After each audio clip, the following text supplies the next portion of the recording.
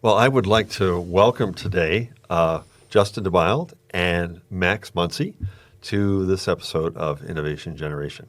Welcome to Innovation Generation, a podcast of the Center for Entrepreneurship and Innovation at Grove City College, where we hear the inspiring stories of entrepreneurs and explore the hopefulness of entrepreneurial thinking wherever we find it.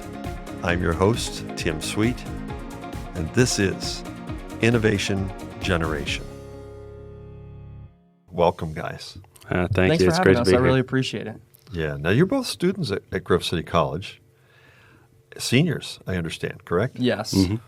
Well, tell us, Justin, let's start with you. Tell us a little bit about your background, how you came to Grove City and what you were planning to do. And I understand you also are an athlete. Yeah, so coming to Grove City was not the experience that most people have coming here. You know, a lot of it's through the faith, and that's the way they find out about Grove City. That's not how I found out about it.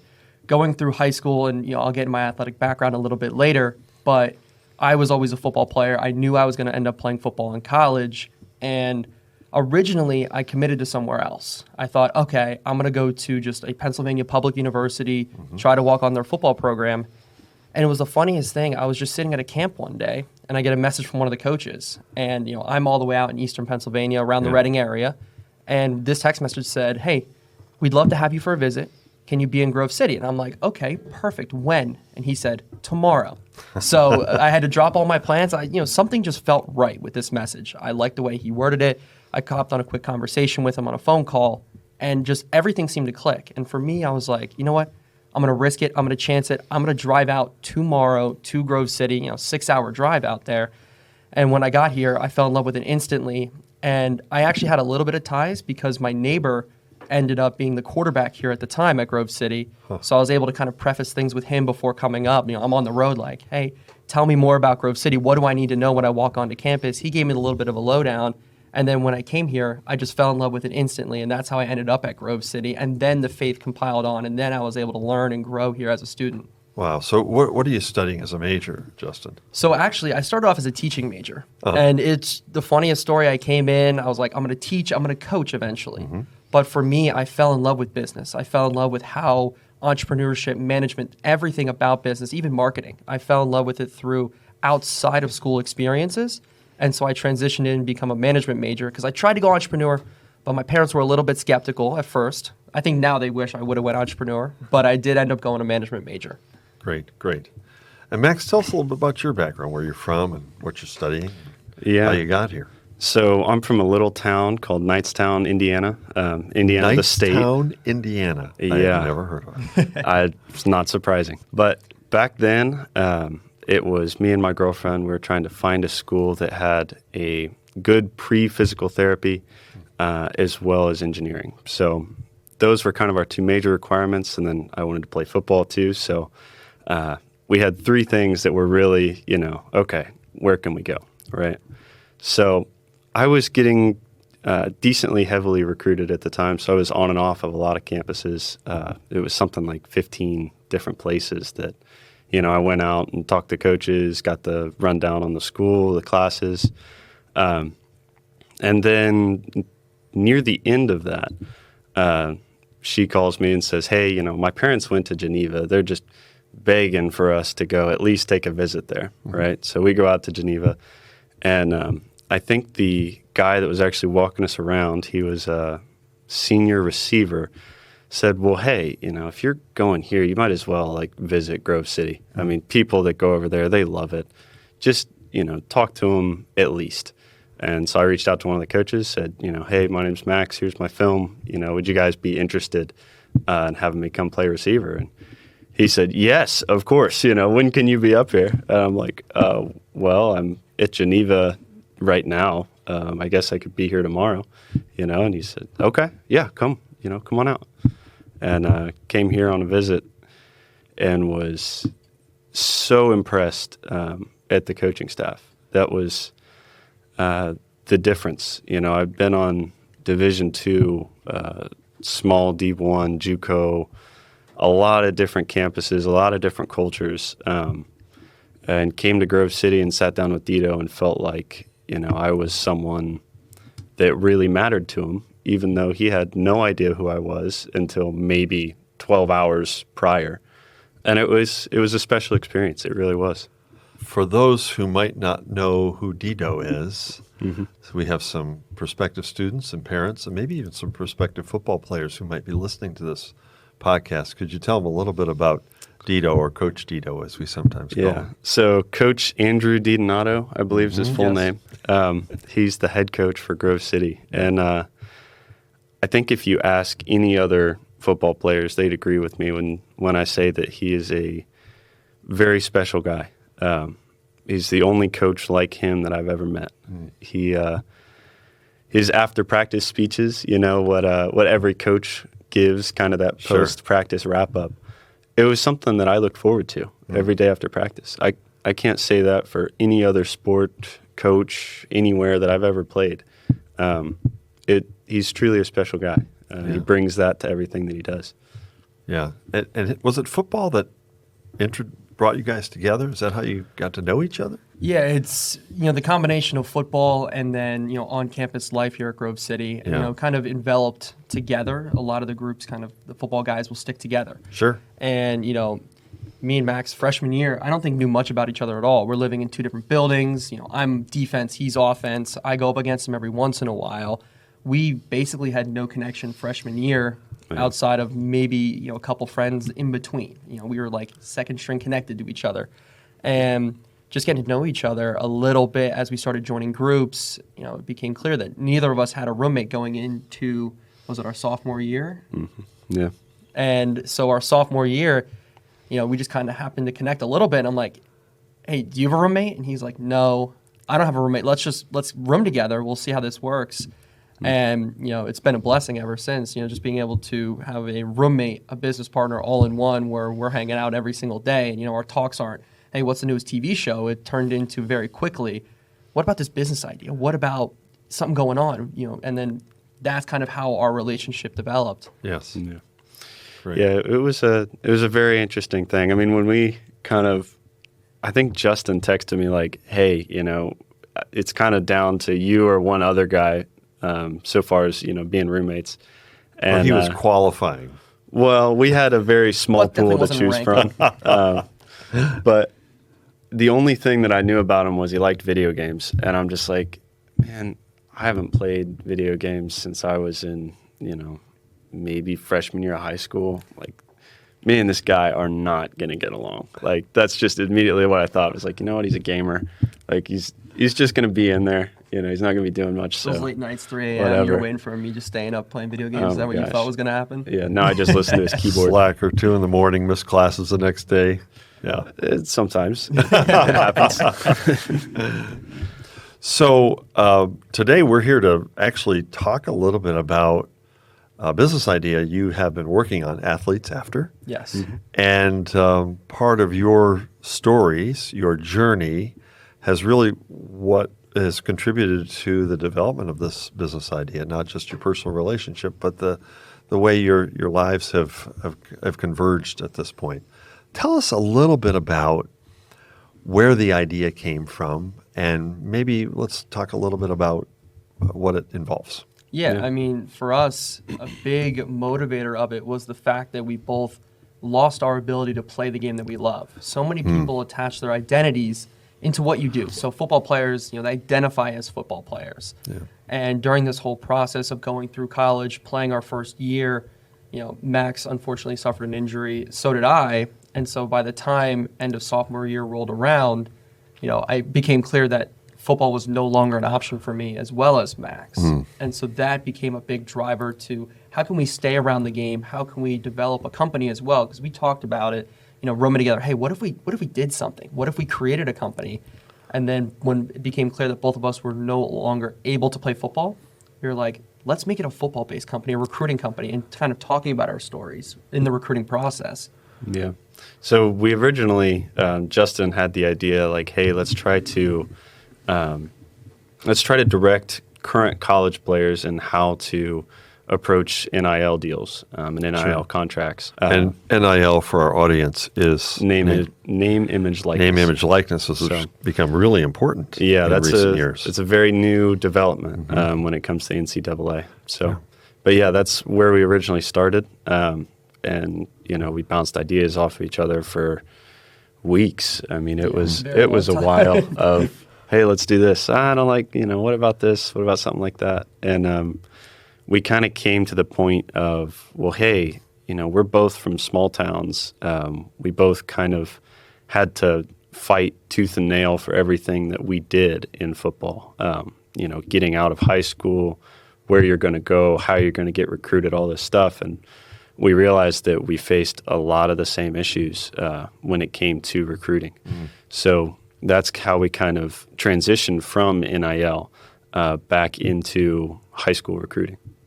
Interesting. So you identified a gap, you identified a problem, Yes. but it took a little bit of time to kind of figure out what that problem was that you wanted to address. Yeah, and the ideation process just kind of came out of just talking about our experiences and then talking to other guys around us. And, we were blessed. I mean, we were completely surrounded by football guys, and we could ask them the same questions. And, just through talking with people, the same sort of problems just kept showing up and kept showing up. And we're like, okay, this is what we need to do. And, right now, the way the recruiting industry is run, you throw your name on a database and you just wait and pray that some coach looks at your profile, which is only your intangibles, your height, your weight, your times, how much you can lift. And we're just like, that's not the best way to do it. You're waiting for somebody else. So why not try to go out and do it yourself? And for guys like me and Max from small towns, we had to learn how to do that. But not a lot of kids have the structure, the support. Luckily, we were blessed with people around us to help us through this process. But a lot of people don't have that help. Right. So that was the gap that you saw, right?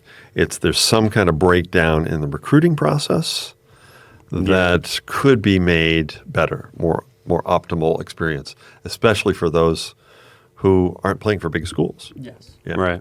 Yeah, it kind of, through us talking to other people, like Justin said, it kind of became apparent that if you weren't, those top maybe 500 athletes, right? And really, we talk about less than 300 athletes in the nation. If you're not one of those 300, you're going to have to actively commit to recruiting, not necessarily commit to coaches, but you're going to need to commit to the process and learning it and understanding how you can market yourself. And do most students even have an awareness that they need to do that? Not until late in high school, if they ever have that realization. Yeah. What do you think is the desire on the part of high school students? How many, percentage-wise, how many students think they would like to go on to play in college? Any ideas on that? Any research around that? Yeah, in the high school football world right now, there's just over 1 million kids playing high school football. Okay. And which is a massive number. And most people think, with concussions and everything going on right now in the football world, that number is shrinking. It's actually the opposite. It's growing, especially post-COVID, because people are, parents are trying to get their kids out of the house, doing things. So football in the youth stages is growing. So football itself is only going to grow. As for the percentage, it's hard to narrow it down. Our thought process is most kids want to go play high school or college football, but we don't have an exact percentage. Our goal right now is target about 10%, but right now in college football, there's about 75,000 players, which is a huge number across D1, D2, D3, JUCO, NAIA, independent schools. So a lot of different programs. I mean, Max, you've been building out a database now. There's 700 different college football programs. I have 864 different schools and somewhere around 14 to 16 pieces of individual data, not counting their location. So it's a massive undertaking. But boy, at the end of the day, it's... The amount of kids trying to play college football, it's growing. Yeah. And the sport itself is growing now, especially with NIL that we were talking about, the amount of money in it. It's becoming even more competitive than ever. Yeah. So there's clearly a benefit to the students and the parents that are trying to take some ownership in the recruiting process. What about on the other side? Is it valuable for schools, for coaches? Have you gotten some feedback on your idea relative to some of the people that are in influential positions? Yeah, working with coaches, we've done a lot of interviews. And Max, you want to speak on that real quick? Yeah, so through recruiting, I've talked to a lot of people, right? Because in essence, you're cold marketing. You're approaching different programs and saying, hey, do you have a spot for me on your roster? Yeah. So through that, I mean, my following on Twitter and who I follow on Twitter is high school coaches. And it's people that, I've reached out to and I've talked to, had at least some form of a conversation. So when we were kind of doing this, that's where we started. Those guys that I had a conversation with, developed a relationship with, I reached out to them and said, hey, what do you think about this? Are these viable products and viable options? Yeah. And the way the recruiting process works a lot right now is that it's coaches going to athletes through the softwares and through the different databases that are available. And our whole product and what we're trying to do at Athletes After is completely flip it on its head. We're really trying to attack the parents and the athletes themselves and teach them how to do it themselves, teach them how to reach out. So we want to interact with coaches to make sure the idea is good and get them on the platform eventually.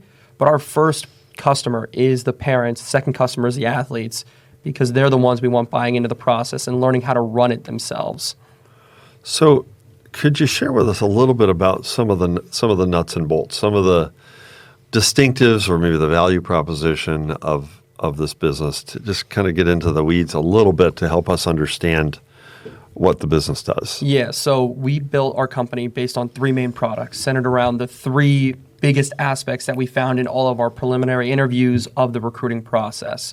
And those three products are our film review, our database, and our video vault. And each one tackles a certain section. So our first That's a good metaphor for a business, tackling issues.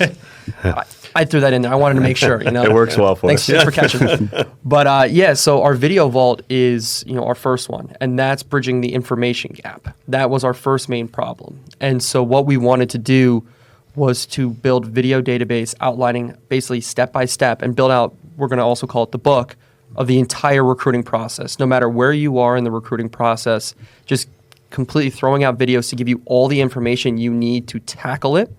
So that's either NCAA rules and regulations to how to navigate social media. We see it now with so many different athletes. You have to market yourself on social media.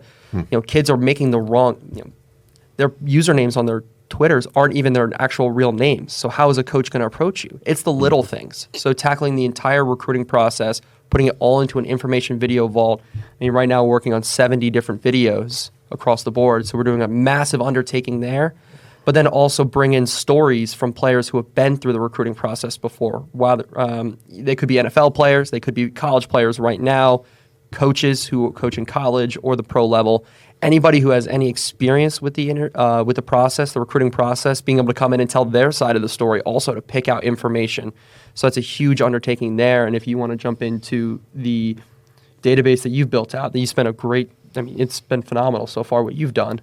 Yeah. So we're still working on the film review, like Justin's saying. That's kind of underway. But I don't know, a little over a year ago now, we set out to build the database. How are we going to do this? What do we need? And I started scraping for information. It's all started a year ago. And now I believe we have somewhere around 26,500 pieces of individual data points in that database that can all be accessed by a player or coach or parent. Yeah, and for those of you that don't know, and I'll sum it up, it's a complete map of the United States with every college, every camp, every coach's social media handle and contact information all on one clickable map where users can add notes, do their own research, and our video vault will help explain how to manage that and how to use it to best of your ability. But 25,000 pieces of data on just one available map for anybody to click through, including camps and everything that any athlete would need. Yeah. The idea behind it was really to, put the information that you're going to want right at your fingertips. So, who do I need to talk to? What's the review of the school? What majors do they have, right? Where are they? Can I get directions there? How long is the drive? All this kind of stuff that is relative and usable when you're looking for a school. So if I'm a parent of a young man who's done pretty well in football in his high school years, and I want to find out the range of schools that are possible for him and I click on Grove City College, I can find out about the program, about the winning season we had this last year, all those stats, right? Making the playoffs for the first time. Yep.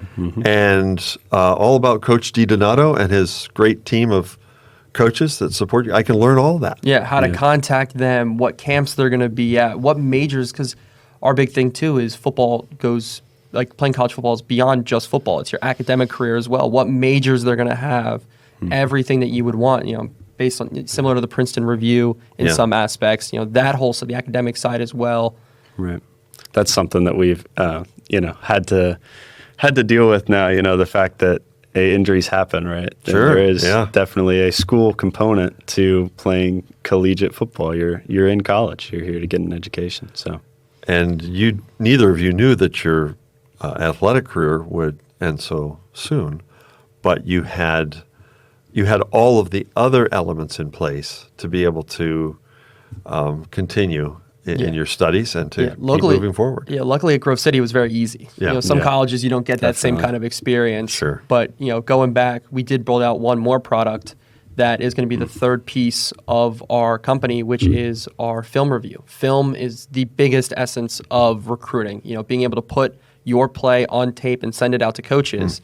And we didn't even think about it at first, but running through, we found that if you want to get film done and sent to a coach, most coaches are only going to watch a certain amount or only look for certain things. And a lot of players are making their film wrong. And it seems so simple, but there's techniques, just like, hey, if you want to post to social media, there's an algorithm.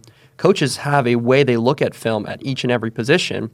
So we built out a review system to look at somebody's film, teach them, hey, this is what you're doing right, this is what you're doing wrong, how do you build it? And it's also there to compete because a lot of the sites that already have that kind of system in place are going to run you hundreds, if not thousands of dollars to just make the film for you. We found, hey, if we just price it very low and just turn it into a review system, we can do it easily, efficiently, and for much cheaper because most high school students aren't willing to spend thousands on recruiting. That's a block there. So we are able to bridge that gap, get rid of that block, the price point there. And so that's the third piece that we built out. And for coaches, they want to find that diamond in the rough. Exactly. Right? The undiscovered gem of talent that could possibly go on to greater competition or might just get lost in the shuffle without the right process. That is every recruiting coordinator's dream, bring the guy to your head coach, right? Yeah. So that's what we're trying to do. How can you be that kid from a small town that maybe doesn't have very impressive film? And how can you put the best spin on what you have? How can you make the best commercial for yourself, right? That's what you're really after. Interesting. So you're helping these students sell themselves to find the right fit in a college football environment. Yes. Fantastic. So you've been here at Grove City College. You're studying, within your various majors. You've started to think about, and obviously work together to create a product that's very interesting and viable. Did anything within school help you, any entities within school help you to kind of get to that point? What were some of maybe the academic or para-academic experiences that helped to propel you to the point where you're at now? Yeah, for me, I came in originally as a teaching major, but I had a huge background in working in online space. Max mentioned earlier, I loved video games. Well, most people thought of me as just a kid that played video games, but I actually built businesses behind video games, working with esports orgs, content firms, stuff like that. And so that was kind of my background coming in. And, I'm going to give you a quick shout out. I don't want to boost your ego too much here, but as I came in as a teaching major, one of the classes I stuck in as one of my electives was an entrepreneur class. Yeah. Taught by the one and only here. But no, and that was kind of a little bit of a driver for me because I sat in my teaching classes and I enjoyed it less than what I was learning in entrepreneurship class. Wow. And for me, that was kind of a driver like, oh, I'm already doing it. I like entrepreneurship more and I like business more than I like teaching. Let's make that switch. And, then immediately when me and Max came up with our idea, getting involved with the E&I department here at Grove City. So the Center for Entrepreneurship, and Innovation. Yeah. They've been amazing to us. Logan Hammerschmidt, Lynn Bashu, Professor English, everybody there involved, as well as yourself, being able to provide the feedback. And, we've gotten a chance to do some business competitions now with athletes after, if you want to tell them about the venture battle. Yeah, talk to us about that. The Wolverine Venture Battle, which happens in the spring of every year. Yeah, that's an incredible competition. It really makes you hone in and really focus on what your goals are, because you have, I believe, 3 different rounds between when you apply, then you'll submit a video, and the final steps to actually give a presentation in front of a room of, 200 or 300 people. So there was... And live stream, too. And live stream, of course, yeah. So through that process, you really have to, take a deep dive into what you're trying to do. If you don't understand some aspect of it, that's going to come out, and it's going to be very apparent. So I think that competition is a great goal, and it helps young ventures go and actually get some seed money and move on and continue with what they want to do. But it also is just a good process for any business to go through. It creates a system where you go from an idea to a proposal to a pitch to hopefully a business. Yes. Neither one of you are entrepreneurship majors, but the Center for Entrepreneurship Innovation and their competitions are open to all students. Yeah, it's open to everybody. Just sitting up, they have their nice room up on campus, and you see people that aren't entrepreneurship majors coming in, socializing, and building a good community there. And I know there's accounting majors that are in there. There's management majors. I think there's even now some mechanical engineer guys that are in and around that area. So it's, the one thing I've learned since coming to Grove City, and I've really had to kind of accept it, is the fact that, to be an entrepreneur, you don't need to be an entrepreneurship major. It's a great jump point because you have the teaching behind it. Yeah. But if you're not an entrepreneurship major and you want to get involved in it, there's a great support system there to enable growth, enable learning outside of just the classes. And luckily enough, we've been able to take advantage of that a little bit. I encourage more students too, because it's a great experience. Anytime you're going into business, if you learn how businesses start and you maybe even get involved in that process, it's just a launch pad for the rest of your career. Fantastic. So you went through the Wolverine Venture Battle last spring, and you actually won some money as part of that process. Yeah. Tell us a little bit about the competition and where you ended up. Yeah, so the first round of the competition was building out, our papers, our structure, and being able to put it in document form, being able to do it, send it out.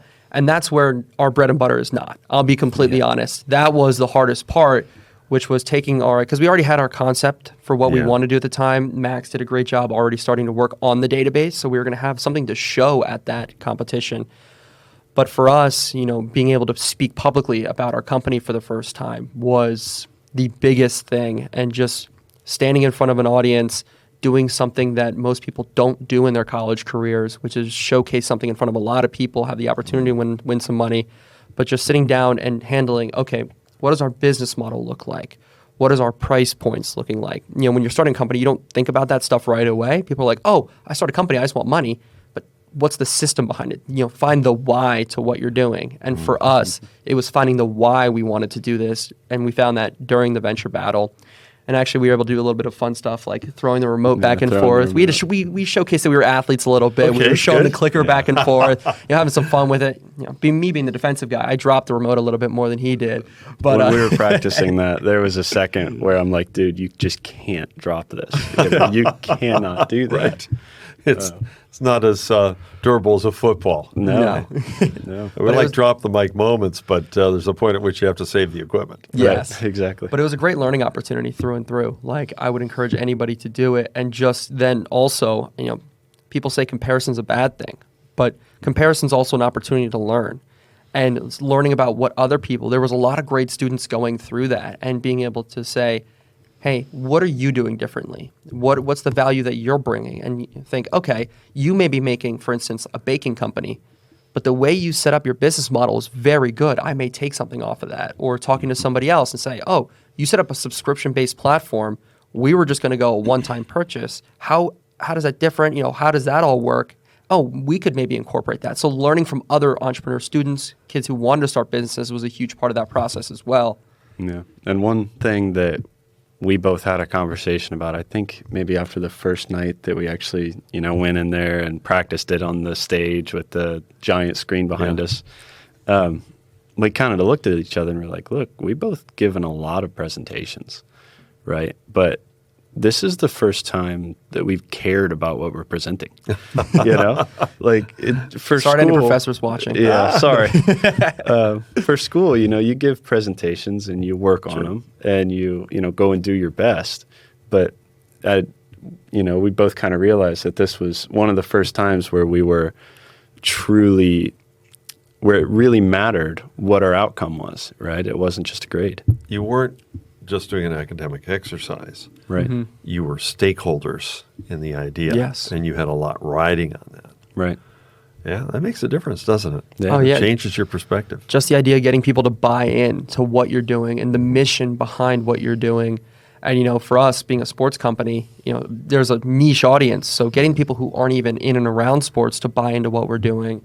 I know coming in, one of the judges even told us that I didn't want to give you anything. He said it right to our face, said, be honest, I'm not that interested in sports, but your presentation, the way you talked about your company, and just through our process, trying to figure out how we were going to be able to do that, get people who aren't interested in sports to buy in. And, we did have some success doing that, walking away with enough money where, we could fund round 2 of what we wanted to do, fund our company going forward, kept our company afloat because, now that we've expanded and, we've made some big business decisions, bringing in some different people, coders, another co-owner, stuff like that, bringing people in, that all came because of the venture battle. Without it, we wouldn't be where we are. Yeah. So it's not just a couple $100s that you win, right? No. I believe it was $3,625. Fantastic. So Dang, you got it down to the number. it's hanging on my wall. Oh, true. You have I have the big check on the big wall. check. He's still hanging on the wall. And he's the data guy, right? He is the data guy. I'm the numbers guy of the two of us. Yeah. So tell us a little bit about where things are going from here. What's next for Athletes After in terms of your plan to bring this to market? Yeah, so I'll talk about the video vaults. So that's going to be a big thing. We're working on it right now. The ball's in my court with that. We have 70 videos we need to get done. And with my background in content creation, script writing, content in general, that's where I'm going to be working most of the time. And you've had a lot of success in other businesses, right? Yes. With So, content creation. outside of this, I now own my own firm, and which is awesome, working with about 20 million followers worth of accounts, being able to spend most summers, I travel around the country, go to different, mostly video game events, but, content conferences, stuff like that, learning from people and talking to big name content creators. I've worked with some pro athletes in the past, so it's been blessing there. But, taking that background and applying it to Athletes After, because for me, the past 7 years has just been a learning experience for what I'm doing now. I have failed 100 times before I found one piece of success, but from those 100 different failures, being able to learn and apply it to what we're doing now is a big thing. But then also with our business strategy, we're trying something that, has not been done a lot. We're going to be using, the creator economy to launch our company. Be able to bring in another co-founder into the company, and we're using him. He's got, I think, close to 1.2 million followers, one of the biggest college football content creators in the world, to launch our company alongside us. So we're going to have, the difference there that the creator economy provides is eyes on our product day number 1, which is awesome. But we've talked about it's terrifying because you're going to launch a company. If it's a flop, people are going to know instantly. We don't have that time to kind of maneuver, so we this need to isn't strategize exactly a now. soft launch. Then. No, well, we're going to try to soft launch it and then have him launch it on his stuff, and that's the way we're kind of playing around that. So getting all those pieces in place with him as well, all the marketing in place is going to be my job, and on the back end, it's going to be. On the back end, so we still have to finish development of the film review now. Sorry, we have to think about that name every time we say it. We had an old name for it. So We're we're trying not to say it. Yeah, We had an old part name of the that we pivoting can't say. process, Oh, right? 100%. Right. You pivot all the time based on new We information. got some legal advice. We had to change the name. All right, there you go. That's helpful. Yeah, exactly. But so we're we're getting close when it comes to development. We have one more product that we need to finish development on. After that, we can move to user testing. And once we're in the testing stage, then we'll actually be able to get some, pieces of hard data that we can use going forward. How well will this be accepted? What is our churn rate going to look like? What is our projected sales? Stuff like that. We've only been able to estimate and set goals and look at other companies' performance, stuff like that. But once we're actually able to get people on our site and working through it, we'll be able to get some hard data there. That's great. You have your own analytical data sets that will. Well, I don't know if I mentioned this, I'm a business analysis major. So I transitioned from engineering to BA there. Perfect, so I love it. It takes engineering thinking, though, doesn't it? Oh my gosh. Yes. Yeah. Justin he would joke that if he had something broken, he'd just leave it out, because odds are it'll get fixed. You're driven to fix things. I knew it was interesting when I moved in with him, and the first thing he brought into his dorm room was a toolbox. And that was the first thing he moved in with. Not his bed sheets, not his pillows, but his toolbox was the first thing that he dropped on the floor when we first moved in together. I was like, oh, this is going to be interesting. Yeah. I think under my bed I have 3 toolboxes right now, just because I can't go anywhere without it. That's fantastic. Yeah. That's great. So as you are now continuing to prepare for this soft launch and then ultimately get it out there to the customers that you want to reach, is the Center for Entrepreneurship and Innovation assisting you in any way at this point? Oh, Yeah, and for us, originally starting out, it was a lot of advice-driven stuff and a lot of like, hey, join this business competition, you need more money. And that's kind of the approach we took where it was, they held our hands a little bit with it. Sure. And because, I started a company, but I've never started a company like this before. Everything has always just been online-based. This is something a lot bigger, a lot grander, more of a social impact, which is awesome. And now our relationship has developed where, we're working together and, it's like a partnership now.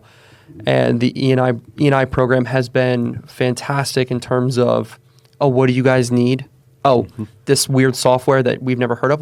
Hey, this will apply to you actually. You should learn this. And they'll give us the tools and the teaching for softwares that we're not used to. And, they still help us out, if we want to do competitions every now and then.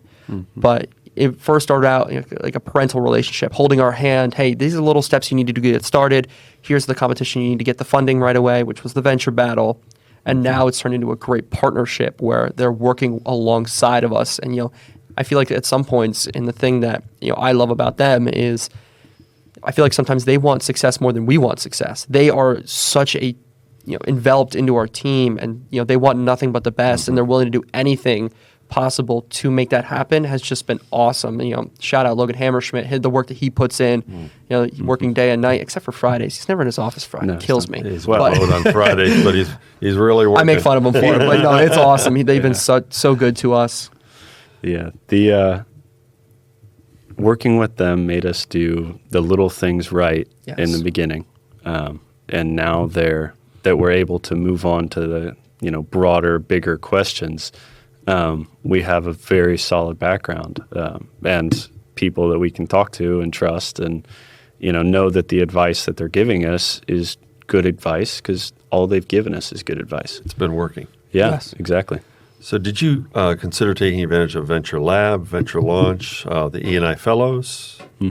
So we've actually, I think, C or D, all the above Yeah. at this Yeah. point now. Through the Fellows program, we have a student now working for us, helping us out, helping you on the database side. I mean, with all the data we need, Great. just working through scraping. And she is fantastic, going through the interview process with her, bringing her in. And then we started off in lab, then went to launch. Yep. And both of those different programs, just the little things, the funding if we needed, supplies, equipment, softwares, just taking advantage of that. And then, the big thing was also in those programs, the connections, the meetings with people. And that's one thing I will say Grove City has been better than I could have ever imagined is the connections, the alumni base, but not just the alumni base, the people introduced to the college. Sure. So they had their 50th anniversary dinner or 25th anniversary dinner the other day, or last semester, I'm sorry, and just going through and, I had the opportunity to speak at it. but just the people that came to the college for this and the introductions that were made and, just people in and around Grove City, anytime you need advice, oh my goodness, I could talk to anybody now and just, hey, I need somebody to help me with, Microsoft products. Oh, we have a guy. Oh, we need somebody with drone work. We have a guy. Anything you could possibly need, they have the connections for, or they'll do it themselves. And that's just been such a good experience. Yeah. Great.